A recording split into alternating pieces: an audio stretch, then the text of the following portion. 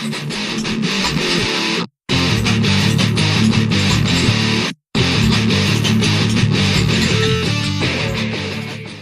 guys, welcome to episode 18 of my review of the Warhammer Conquest magazine series. This episode we're reviewing issue 18. With this issue I'm not entirely sure what the value for money is. In this issue we're getting a couple of paints, but also in the back here, I'm just going to open this up to get it out, we seem to be getting an extension to the battle board we got in issue 1. Which makes the actual value of the issue harder to judge.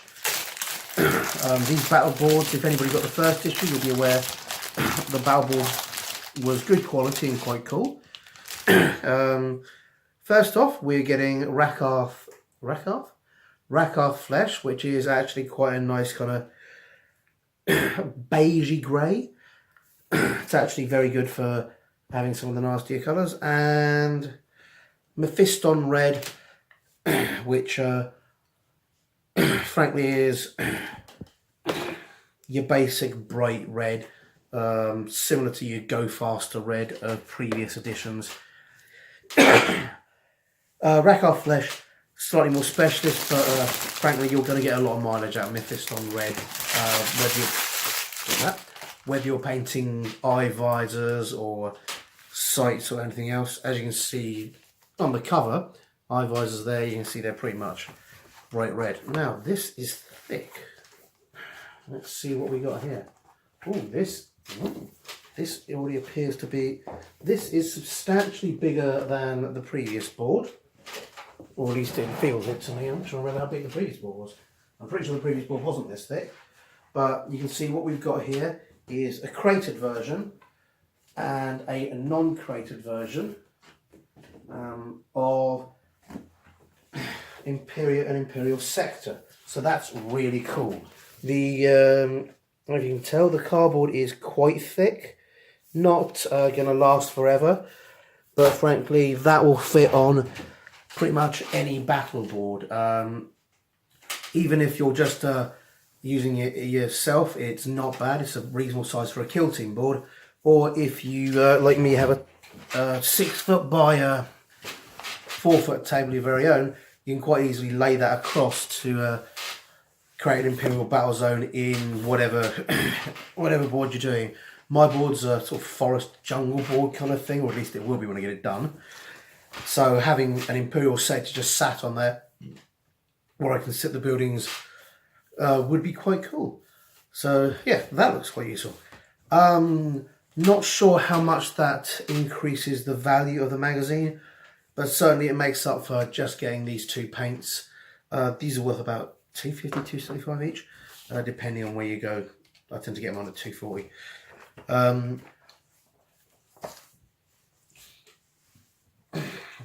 But certainly just those two paints by themselves aren't worth the $7.99 of the cover price, which I imagine is where you're getting that quite sweet battle board there. I'm trying to think if I have a tape measure nearby. I'm in the wrong room, all my tape measures are in the other room. Okie dokie. I'm just actually going to pause it. I'm going to get a tape measure and actually compare the size on that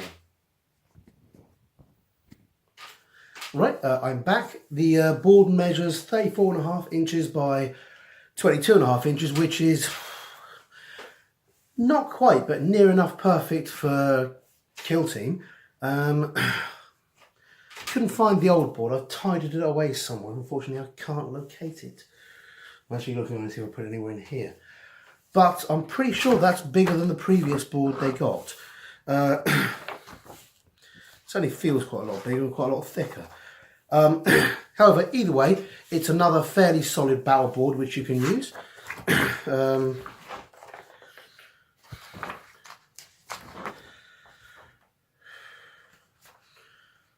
Yeah, so that's pretty good.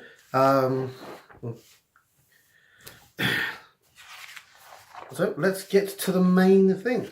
On the front of the cover we've got learn about the Silver Templars. I'm interested, GW, tell me more. Add new paints to your models, obviously, and new playmat included, woo, which we've just seen is very cool. It's got quite a few creases in it, obviously, so It's probably worth laying out solidly somewhere where you can keep it laid flat. Obviously, folding this away every time is going to wear it out. It is just cardboard. There are many things you can do to reinforce playmats like that. You head down a lot of your station shops or B&Q shops. They do a clear adhesive cellophane, which if you lay it out flat, stick that over it, making sure there's no bubbles, will make balls like that last a ton longer. So they're quite good. But yeah, it's a nice big city board. Probably to take into account the fact that your model collection at this point should be getting a reasonably large size and need more room to manoeuvre. Right, we've got the Silver Templars chapter here. Chapter name Silver Templars, strange enough. Homeworld Navaris, Primarch Robute Gilliman, Chapter Master Achilleos Zanaris, Specialisms Dueling, nice, and Weapon Mastery. Codex Adherence 100%. Motto, Focus and Fury. So the Silver Templars are obviously an Ultramarine successor. Strange, most Templars as we know are Sons of Dawn, but these ones not. So I'd like to have seen some really different stuff. I'd like to see some Space Wars. I want Wolfspear to turn up in this at some point. But still, it's always really nice to get another chapter. Created from the gene seed of the returned Primarch Robert Gilliman, Silver Templars are among the first Primaris chapters created in the Ultima Founding. They are skilled duelists who possess fierce determination in combat. So, we know they're Primaris and we know they're created in the Ultima Founding, which is nice. Which means that they look like they're a new chapter for Primaris, which is cool. We can see you've got a nice picture of one there facing off against a Plague Marine. This gives you another colour scheme to look at or go for your Primaris. This colour scheme is silver, which means, well, A, it's fairly solid. B, it is going to be a little trickier to make look amazing, but fairly easy to make look really reasonably good. Metallics are often tricky. A lot of people, I know when I was a kid, metallic everything, but then again, when I was a kid, you had so much Warlock purple. Oh, there were so many Amethyst purple. There were so many metallic colours that were awesome. Anyway, a nice story here about the Silver Templars. Swords of Novaris, Calm with the Eye of the Storm. You've got their chapter symbol, which is black against yellow. On the plus side, painting the black bit will be easy. The yellow bit, on the other hand, will be a pain in the wasp names. It's a sword and some lightning bolts.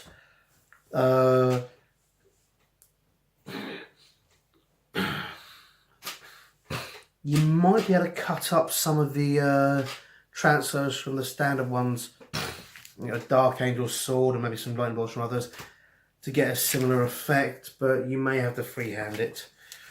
Where are we? Chapter organisation there.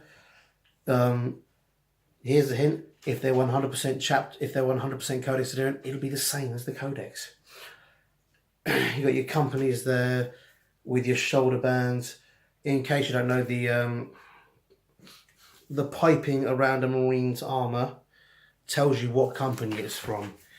Each set of Marine armour is painted in such a way that it tends to tell you a story, such as what company they're from, what specialists they are, and things like that. The arrow on the side tells you he's a tactical Marine.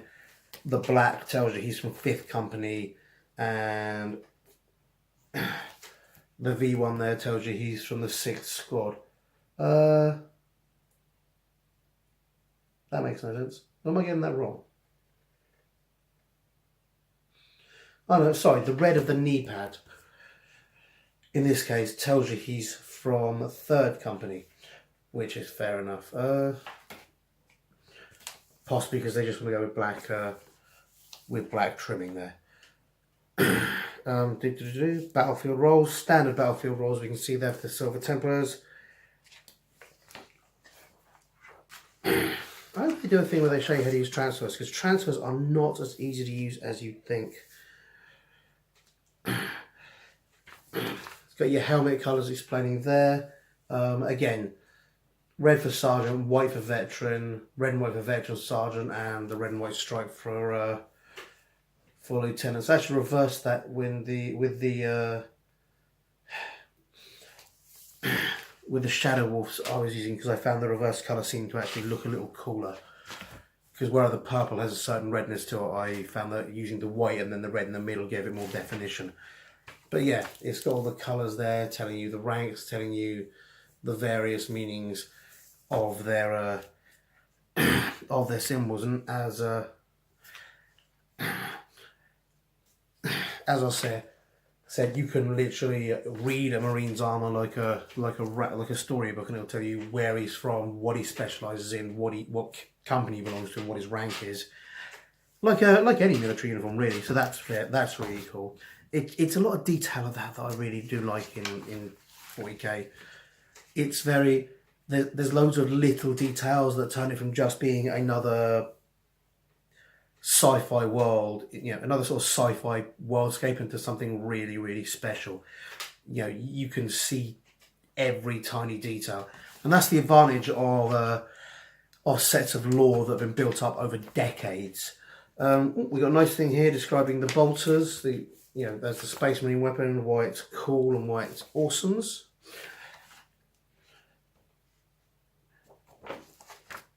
Pictures there of various of the bolt weapons, from the ubiquitous bolt gun to the heavy bolter to the combi bolter, which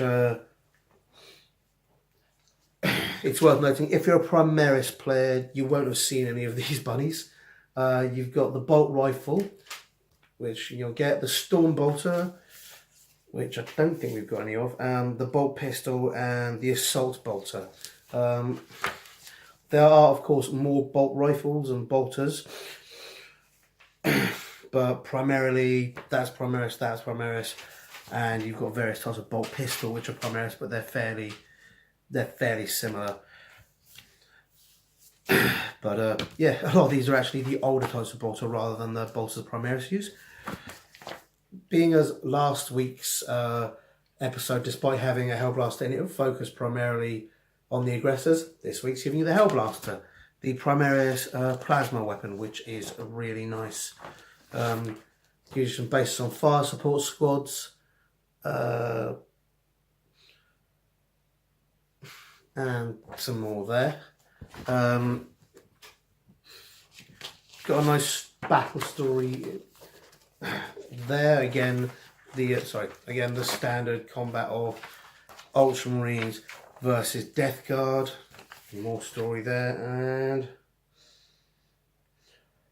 a nice Silver Templar hero there by the looks of it.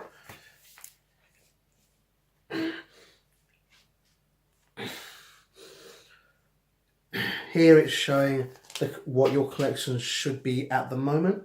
You've got quite a bit more with in terms of immediate model count with Death Guard, but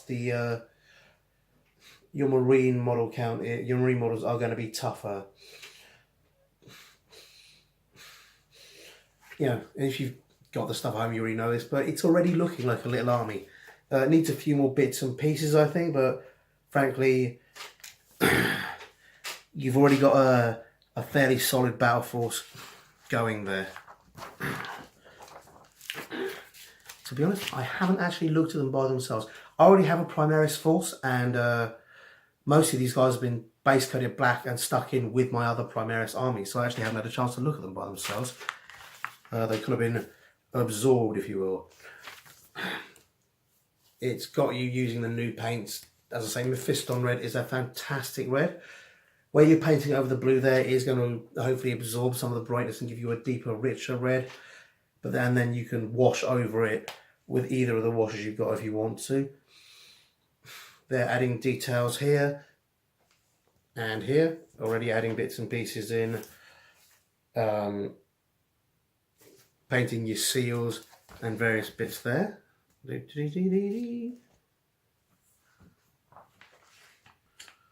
And some more bits there, giving instructions on the red. Oh, I've lost instructions going in. Yep, give you some more instructions on the red, and then giving you some instructions as to where you can use the Rackar flesh, and where it's a nice dirty grey, having it as a base for your purity seals is quite good, and that goes there as well. And there you can see using it for the base on some of the bone for your Death Guard, which is really cool. As I said before, I really like the way this is building one thing on top of another. It really, really works. Here you can see this last mission seems to be using the original battle mat. 2-player setup, which is nice. How to win. Oh. The stats for solo my Phytic Blight Hauler, because they did come in 3s. So more of these easy to access stat things. Only 1 page. And then from issue 21. So we're on issue 18, 19, 20. We've got 2 more issues on the small battle mat. And then you go on to Corvon 2. New battle mat, new terrains, new missions. Yeah, as you can see there, the new battle mat. Sorry, the new battle mat is much bigger, much meatier, and it's going to let you fit your entire army on the board. And let's be fair, when we play, what we want to play with is our entire army. We want our entire army. We want as much on the board as we can get, even if it means we take 20 to 30 hours to play a game, or in the case of one game, I play 3 weeks. To be honest, it probably would have taken 4, but at the beginning of week 4, we gave up. 20,000 point army, the Imperial Guard player's turn took 4 hours. Just for one guy's stuff. Well, 2 guys' stuff. In all fairness, if it hadn't been my mate's birthday, right, Matt, we wouldn't have played a game that big. It was just ridiculous. So many Imperial Guard, we couldn't fit them in the entire board. Anyway, to the last page. Dun, dun, dun, dun, dun, dun, dun. Next week is going to be an awesome week for Death Guard players. Keep an eye on next week, because obviously I don't collect this stuff, so that's going to get given away next week. Tune in next week and you will be... and you'll see how you can win, although it's always comment.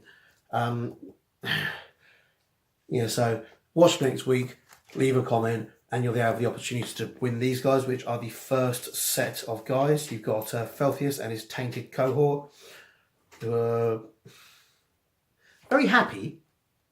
You see that? You can see his little happy face there. Very happy but grotesque guys. Following that, we've got more scenery. I think this is probably, unfortunately, necessary to get more scenery. And that's probably why we're not starting with a big battle mat until issue 21, because you need scenery on all of it. And if you're wondering, I started painting my scenery. I've gone for a very rusty, knackered look. That's just what I fancied. Still got some stuff to go on it. It's going to look a bit brighter and a bit nasty when I'm done. But yeah, I can see why they're getting that out, because with the new battle mat, you are going to need a lot of scenery to be able to keep your guys surviving from the long range weapons and make the battle more interesting. It does mean that's probably going to be the last of that set of scenery that we get, and whatever set of scenery comes next will be new and more interesting. Primarily because that's what was on the original display when they first put the stuff in the magazine out. And if they're cracking open the boxes, which I suspect they're basically just cracking open the boxes and sending them out to us, or printing them off, or forging them, shall we say, with the same molds and that, it comes in sets of 3, so that's probably why you get 3 sets of it. But that being said, the scenery is really good. It's really high quality, and I don't really think you can ever have too much scenery no matter what army you play. But yeah, that's what's going to come out in issue 20, and after that it'll be the big battle mat, and we'll get to see what's going on there. Okay, I hope you guys enjoyed it, and see you next time. Hi guys, hope you enjoyed that video, and if you did, remember to like and subscribe to my channel. I'm also on Facebook and Twitter. Not sure why, but I am. So if you like it, see me there, and please tell your friends. Thanks very much. Bye.